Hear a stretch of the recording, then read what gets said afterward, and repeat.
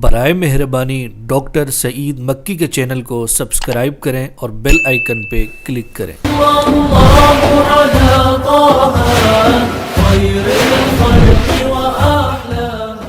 الحمد للہ رب العالمین ثم الصلاة والسلام علی سید المرسلین وعلی آلہ وصحبہ اجمعین وبعد۔ اعوذ باللہ من الشیطان الرجیم، بسم اللہ الرحمن الرحیم۔ ان عدت الشہور عند اللہ 12 شہرا فی کتاب اللہ منها 4 حرم۔ صدق اللہ العظیم۔ محترم سامعین و ناظرین، آج کی اس مجلس میں ہم ماہ محرم الحرام اور یوم عاشوراء اور حضرت حسین رضی اللہ عنہ کی شہادت کے بارے میں کچھ معلومات آپ کے سامنے پیش کریں گے۔ تو سب سے پہلے یاد رہے کہ ماہ محرم جسے اللہ کے نبی نے شہر اللہ کا حرمت والا مہینہ قرار دیا، اس کی حرمت اللہ نے اس آسمان و زمین کی خلقت وقت ہی طے فرما دی، اور پھر اس ماہ محرم کے عاشوراء یعنی 10 محرم کو اللہ تبارک و تعالیٰ کی حکمت کہ اس تاریخ کو تاریخ انسانیت میں بہت بڑے اہم واقعات پیش آئے، تو اس کی تاریخی اہمیت بھی اپنی جگہ ہے۔ یوم عاشوراء وہ محتم بالشان اور عظمت کا حامل دن ہے کہ جس میں تاریخ کے بہت واقعات ہوئے، اور مورخین نے لکھا کہ عاشوراء کے دن ہی آسمان و زمین، قلم اور حضرت آدم کو پیدا کیا گیا۔ اسی دن حضرت آدم علی نبینا علیہ الصلوۃ والسلام کی توبہ قبول ہوئی۔ اسی دن حضرت ادریس کو آسمان پر اٹھایا گیا، اور حضرت نوح کی کشتی جودی پہاڑ پہ استقرار پکڑا اس نے۔ حضرت ابراہیم کو خلیل اللہ بنایا گیا اور ان پر آگ گلے گلزار ہوئی، یہ بھی یہی دن تھا۔ حضرت اسماعیل کی پیدائش بھی اسی دن ہوئی۔ حضرت یوسف علیہ السلام کو قید خانے سے رہائی ملی۔ حضرت یوسف اور حضرت یعقوب علیہ السلام کی ایک طویل عرصے کے بعد ملاقات بھی اسی دن ہوئی۔ اسی طرح حضرت موسیٰ علیہ السلام اور ان کی قوم بنی اسرائیل کو اللہ تعالیٰ نے فرعون کے ظلم و استبداد سے اسی دن نجات دی، اور حضرت موسیٰ پر تورات بھی اسی دن نازل ہوئی۔ بہرحال بہت سے تاریخی واقعات ہیں، حضرت ایوب کے، حضرت یونس اور دیگر انبیاء علیہم السلام، موسیٰ اور عیسیٰ کے۔ اور پھر ہماری تاریخ اسلام میں اسی دن کوفی فریب کاروں نے نواسہ رسول، اللہ اکبر، جگر گوشہ فاطمہ اور ریحانہ طا، جنہیں رسول اللہ نے فرمایا تھا کہ یہ میرے پھول ہیں، ان کی شہادت بھی اسی دن ہوئی۔ تو اس شہادت کے سلسلے میں بہت سے واقعات قصے لوگوں کو سنائے جاتے ہیں، اور اس قصے کو بھی پھر 10 راتوں میں تقسیم کیا جاتا ہے۔ پہلی رات یہ ہوئی، دوسری یہ ہوئی، تیسری یہ ہوئی، اور 10 تک لوگوں کو بالکل واقعات بلا سند، بلا کسی حوالے کے، بس راویوں نے یوں کہا اور جھوٹی روایات پیش کر کے لوگوں کو رلایا جاتا ہے اور ماتم کرایا جاتا ہے۔ تو ہمارے ہاں یہ چیزیں عام ہو چکی ہیں۔ اللہ ہدایت دے، اللہ ہمیں توفیق دے کہ ہم حق کو بیان کریں اور ہمارے برادران حق کو سمجھیں اور سنیں، اور جو حق ہے اسے قبول کریں۔ تو حضرت حسین کے بارے میں بنیادی طور پہ یاد رکھیں کہ حضرت ابو بکر رضی اللہ عنہ کے دور میں دارالحکومت مدینہ رہا، حضرت عمر کے دور میں بھی حضرت عثمان کے دور میں بھی۔ جب حضرت علی کا دور آیا تو پھر چونکہ حضرت عثمان شہید ہو چکے تھے تو شام کے لوگوں نے جو حضرت معاویہ کی قیادت میں تھے، جو ان کی گورنری میں تھے اور تقریباً عرصہ 20 سال تک وہ وہاں حکمران رہے، تو انہوں نے شروع میں مطالبہ کیا حضرت عثمان کے قتل کا بدلہ لینے کا۔ تو حضرت علی رضی اللہ عنہ نے سیاسی طور پہ یہ مناسب سمجھا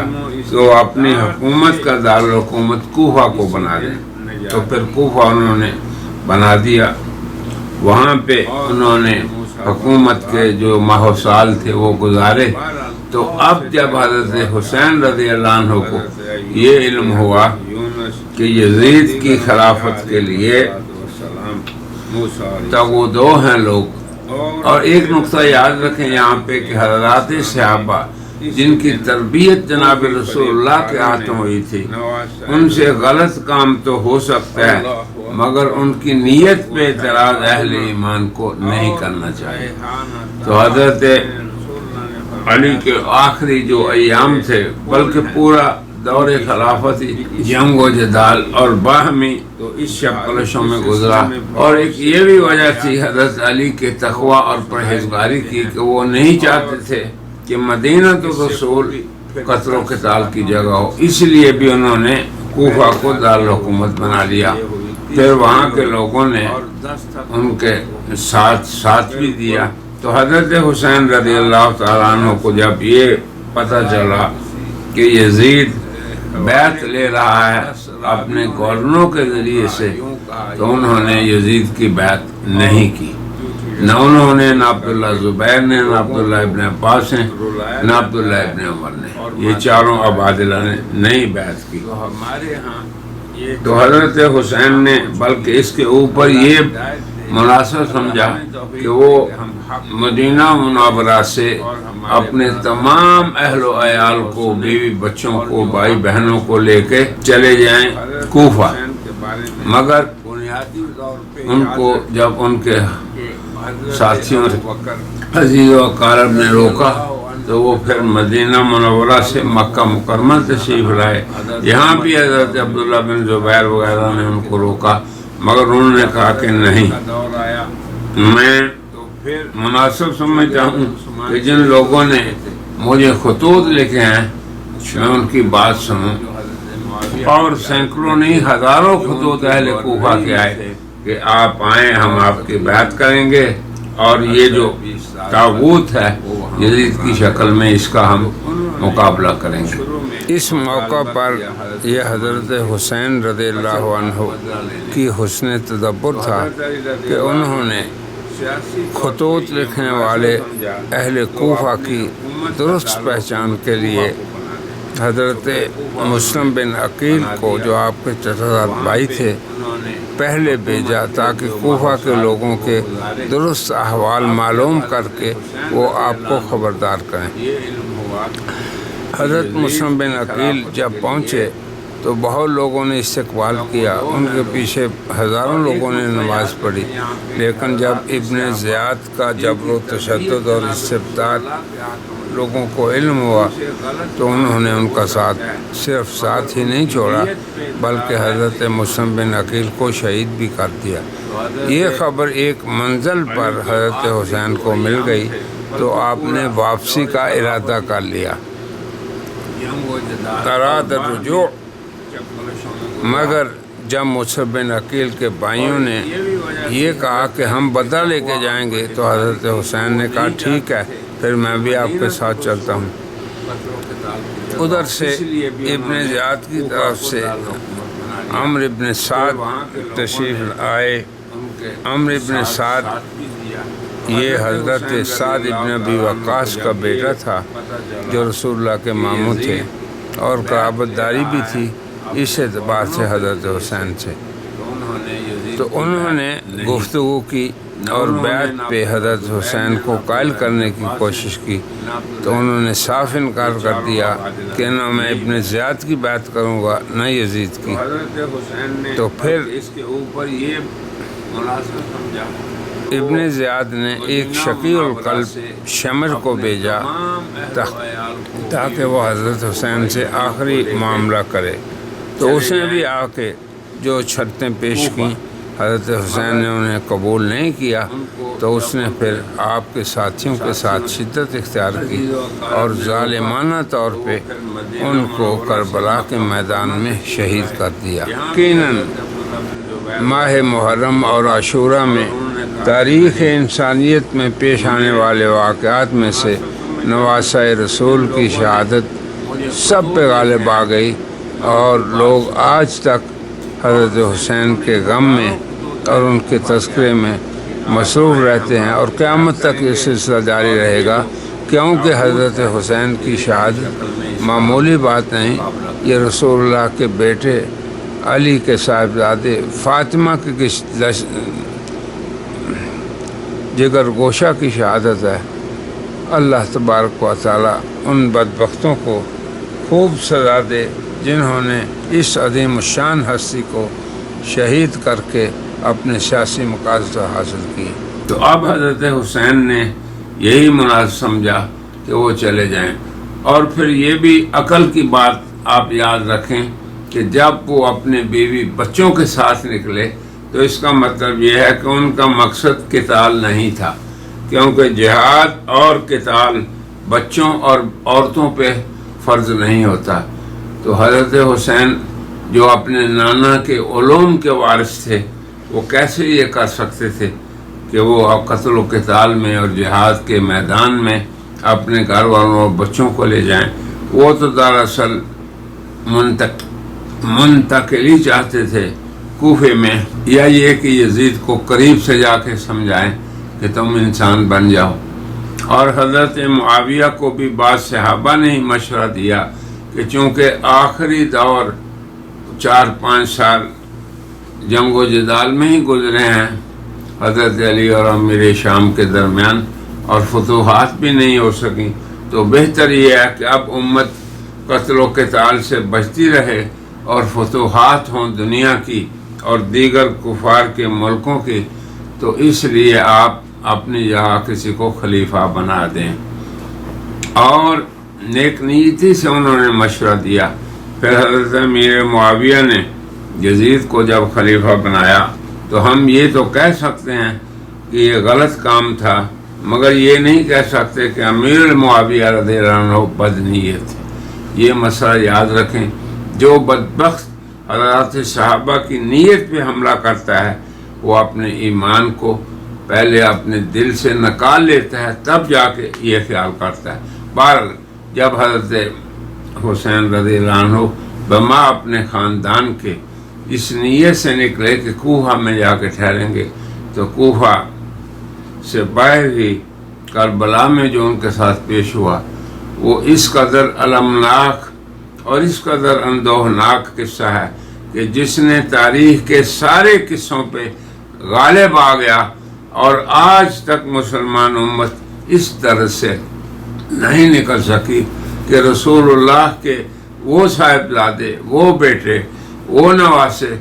جن کو رسول اللہ صلی اللہ علیہ وسلم چومتے تھے، جن کو اپنے کندھوں پہ بٹھاتے تھے، جن کو خطبے کے وقت اپنے ساتھ کھڑا کر لیتے، جن کی زبان کو آپ نے چوسا، ان کی ظالمانہ اور مظلومانہ، یعنی ظالم عراقیوں کی طرف سے اور مظلوم آپ کی طرف سے شہادت کا واقعہ کربلا میں پیش آیا۔ اور اس میں جو چیزیں ثابت صحیح ہیں وہ یہ ہیں کہ ابن زیاد جو کوفے پہ گورنر تھا یزید کا، اس نے حضرت سعد ابن ابی وقاص کے بیٹے ابن سعد جس کا نام عمر تھا اس کو بھیجا کہ آپ حضرت حسین سے بیعت لیں اور پھر ان کو روکیں، اور ان کی کوشش یہی تھی کہ یزید تک نہ پہنچ سکیں۔ کیوں کہ اسی کوفہ کے بڑے بڑے سرداروں نے ان کو خط لکھے تھے۔ تو ابن سعد کی فوج میں جو لوگ تھے ان میں سے کثیر تعداد ان لوگوں کی تھی جو خط لکھ چکے تھے حضرت حسین، اور اگر حضرت حسین کو وہ یزید تک جان دیتے تو یزید کو یقیناً ان لوگوں کی بدعہدی اور خیانت کا پتہ ہو جاتا اور اس کی تلوار ان پہ لازمی چلتی۔ تو ان بدماشوں نے، بدعہدوں نے اور فریب کاروں نے حضرت حسین نے جب ان کو یہ کہا کہ دیکھو میرے 3 شرطیں ہیں، ایک یہ کہ اگر تم لوگ لڑنے تو میں آیا نہیں ہوں، تو اس لیے بہتر یہ ہے کہ یا تو مجھے یزید کے پاس جانے دو، میں اس سے بات کروں خود، اور باہم رشتہ داریاں بھی تھیں، اور یا یہ کہ مجھے کسی سرحد پہ بھیج دو جو ہمارے ملک کی جو فتوحات کے بعد سرحدیں قائم ہوئی ہیں، یقیناً یہ وہی سرحدیں تھیں جو خلفائے راشدین کے بعد اور حضرت امیر معاویہ کے بعد جو سرحدیں قائم تھیں، یہی اسلامی ملکوں کی سرحدیں تھیں، مجھے وہاں بھیج دو، میں کفار سے لڑ کے اپنی زندگی پوری کروں، یا مجھے واپس مدینے بھیج دو۔ تو ان بدبختوں نے جو خط لکھ چکے تھے، اور ان کے سینکڑوں نہیں ہزاروں خطوط تھے حضرت حسین کے پاس، کوشش یہ کی کہ ان کو یہیں روکا جائے، حتیٰ کہ خیموں کی جو جلانے کا واقعہ ہے اس سے بھی ان کی غرض یہ تھی کہ وہ خطوط جل جائیں گے تاکہ ہماری بدعہدی یزید کے ساتھ یا ہماری منافقت حضرت حسین کے ساتھ اور حکمران کے ساتھ جب ظاہر ہوگی تو ہماری شامت آئے گی۔ اسی لیے انہوں نے حضرت حسین رضی اللہ عنہ کو مظلوماً شہید بھی کر دیا، اور ان کے خیمے سے کوشش یہ بھی کی کہ ان خطوط کو بھی جلا دیا جائے رضی اللہ تعالیٰ عنہ۔ یقین کریں کہ حضرت حسین نے جب یہ 3 چیزیں ان پہ پیش کی کہ یا مجھے واپس جانے دو، یا مجھے یزید سے ملنے دو، یا مجھے کسی اسلامی سرحد پہ چھوڑ دو، تو یقین حضرت حسین کو اپنے برادران کے اور عبادلہ عبداللہ ابن عمر، عبداللہ ابن عباس، عبداللہ بن زبیر کی وہ مشورے اور وہ نصیحتیں بھی یاد آئی ہوں گی کہ یہ کوفی لوگ فریب کار ہیں اور انہوں نے میرے ساتھ بدعہدی کی ہے۔ انہوں نے یہ بھی کہا تھا کہ ان لوگوں نے تو آپ کے والد کے ساتھ بھی وفا نہیں کی، آپ کے ساتھ کیسے وفا کریں گے؟ تو بہرحال اللہ تبارک و تعالیٰ کی حکمت جو ہوئی تو اسی کربلا کے میدان میں حضرت حسین کو مظلومانہ شہید کر دیا گیا، اور ان کے ساتھیوں کو بھی، اور وہ 72 نفوس قدسیہ جو مدینے سے چلے تھے، یہاں جب مارکا ہوا تو اس میں بہت سے وہ لوگ جو عامر ابن سعد کی فوج کے تھے اور جو کوفی ان کے خلاف لڑنے آئے تھے، ان میں سے بھی بہت سو نے حضرت حسین کے ساتھ اپنی جانیں قربان کر دیں۔ تو یہ ایسا واقعہ ہے ہماری تاریخ کا جو آج تک اور قیامت تک امت بلا نہیں سکتی کہ نواسہ رسول ان لوگوں کے ہاتھوں شہید ہوئے جو لا الہ الا اللہ محمد رسول اللہ اللہم صلی علی محمد وعلی آل محمد پڑھنے والے تھے۔ تو جو بدبخت حضرت حسین کی شہادت میں شریک ہوئے یا جنہوں نے اس میں ذرہ برابر بھی حصہ ڈالا، یقیناً وہ بدبخت ہیں، وہ شقی ہیں، اور جناب رسول اللہ صلی اللہ علیہ وسلم کو کیا منہ دکھائیں گے کہ ان کے نواسے اور محبوب بیٹے اور ایسی شخصیت جنہیں حضور نے فرمایا ہو کہ سیدہ شباب اہل جنہ، کہ یہ جنت کے جوانوں کے سردار ہیں، جن کی والدہ کے بارے میں فرمایا ہو سیدۃ نساء اہل جنہ، کہ جنتی عورتوں کی سردار ہیں، جن کے والد کے بارے میں فرمایا ہو کہ اسد اللہ الغالب، اور جو چاروں کے چاروں یعنی حسن حسین، والدہ ان کی اور والد ان کے، جن کے بارے میں آپ نے فرمایا ہو اللہم ہؤلاء اہل بیتی۔ جب آیت تطہیر نازل ہوئی ازواج مطہرات کے لیے تو حضور نے ان چاروں نفوس کو اپنی چادر میں لے کر یہ فرمایا ہو اللہم ہؤلاء اہل بیتی، اے اللہ یہ میرے اہل بیت ہے۔ اور جب عیسائیوں کا گروہ آیا حضور کی ملاقات کے لیے، نجران کے جو عیسائی تھے، اور ان سے بات ہوئی تو آخر میں بات پہنچی مباہلے تک، تو آپ نے فرمایا تعالوا الی کلمۃ سواء بیننا و بینکم اللہ نعبد الا اللہ، ہم اللہ کی ہی عبادت کریں، اس کے ساتھ شریک نہ ٹھہرائیں، اور ہم اپنے مردوں کو لے آتے ہیں تم اپنے مردوں کو لے آؤ، اور ہم اپنی عورتوں کو لے آتے ہیں تم اپنی عورتوں کو لے آؤ، ہم اپنی اولاد کو لے آتے ہیں تم اپنی اولاد کو لے آؤ، فَنَبْتَهِلْ وَنَجْعَلْ لَعْنَةَ اللَّهِ عَلَى الْكَاذِبِينَ، مباہلہ کریں اور جھوٹوں پہ اللہ کی لعنت بھیجیں۔ تو جناب رسول اللہ نے اپنی طرف سے حضرت علی، حضرت حسین، حضرت حسن اور بی بی فاطمہ الزہرا کو آپ لے گئے۔ تو اس شرف اور اس تقدس والی ہستی، اور جو شریف ابن شریف اور شریف سید ابن سید، اور جن کو حضور اکرم صلی اللہ علیہ وسلم نے اپنے کندھوں پہ کھلایا اور اپنے سینے سے لگایا، اپنے جسد مبارک سے لگایا، اور فرمایا حسین منی، حسین مجھ سے ہے، وَأَنَا مِنَ الْحُسَيْنِ، اور میں حسین سے ہوں۔ ان کی شہادت کا المناک واقعہ بھی اسی 10 تاریخ کو پیش آیا۔ تو یوم عاشوراء جو ہے اس میں کرنے والے کام کیا ہیں، جو احادیث نبویہ سے ثابت ہیں کہ روزہ رکھا جائے۔ بہت سی روایات اس پہ دلالت کرتی ہیں کہ نبی کریم صلی اللہ علیہ وسلم اس دن روزہ رکھتے تھے، مگر چونکہ یہود نے کہا وہ 10 کا ہی روزہ رکھتے تھے، تو آپ نے فرمایا اپنی امت کو کہ ہم اگر میں آئندہ سال زندہ رہا تو میں 9 اور 10 کو یا 10 اور 11 کا روزہ رکھوں گا۔ تو اس دن کا عمل یہ ہے کہ روزہ رکھا جائے۔ پھر اس دن کا عمل یہ ہے کہ اپنے اہل و عیال پہ وسعت کی جائے۔ ایک حدیث میں ہے کہ جس شخص نے اپنے اہل و عیال پہ اس پہ وسعت کی، اللہ تعالیٰ سارا سال اس پہ وسعت کریں گے۔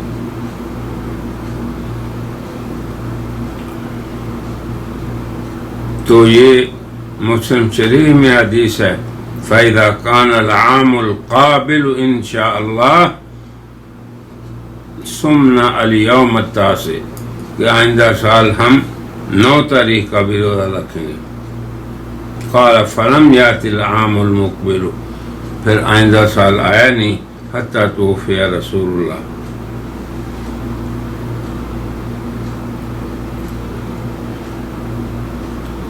تو حضرت انور شاہ کشمیری نے لکھا ہے کہ عاشوراء کے روزہ کی 3 شکلیں ہیں۔ ایک کیا، 9ویں، 10ویں اور 11ویں، تینوں درست ہیں۔ دوسری یہ کہ 9ویں اور 10ویں، اور تیسری شکل کیا، 10ویں اور 11ویں۔ تو تینوں کا روزہ سب سے افضل صورت ہے۔ دوسری شکل اور وجہ اس سے کم ہے، اور تیسری شکل کا درجہ سب سے کم ہے کہ صرف 10 ہی کو روزہ رکھیں، مگر مکروہ نہیں صرف 10 ہی کو روزہ رکھنا۔ یہ حضرت انور شاہ کی تحقیق ہے۔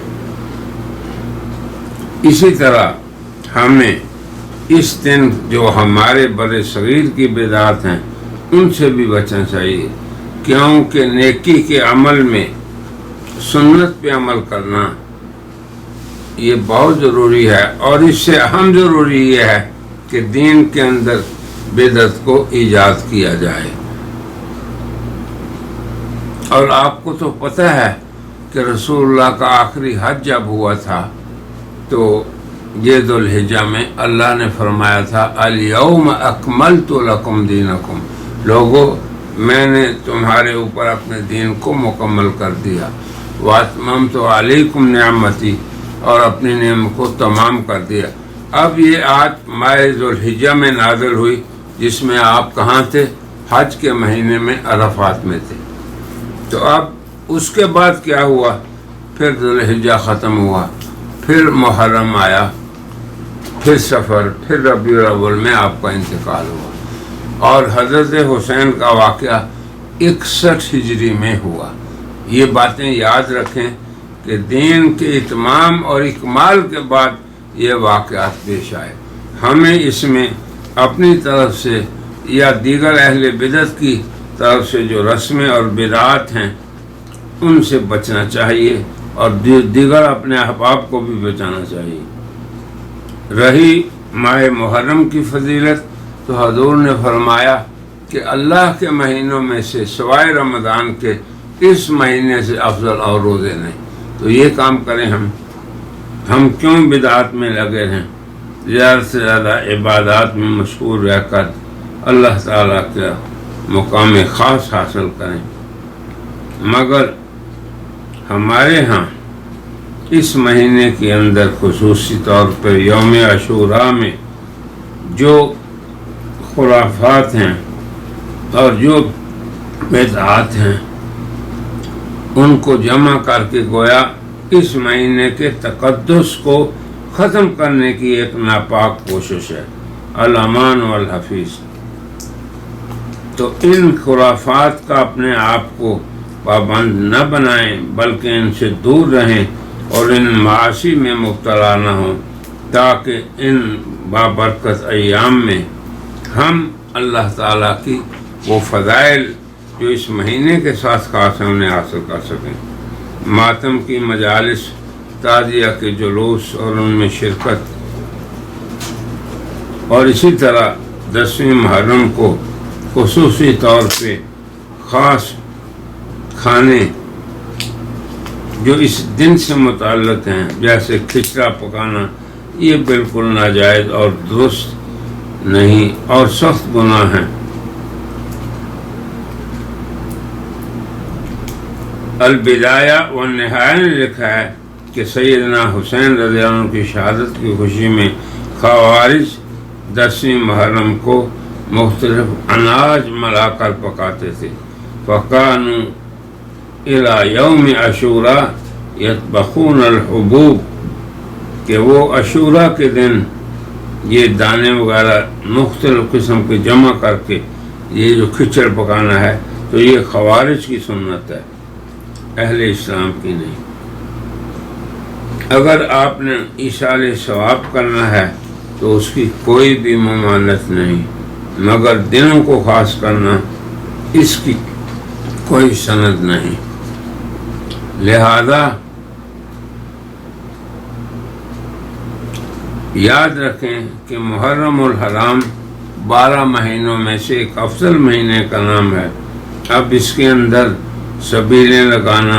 مٹھائیاں بانٹنا، یہ تو اپنی جگہ موضوع چیزیں ہیں۔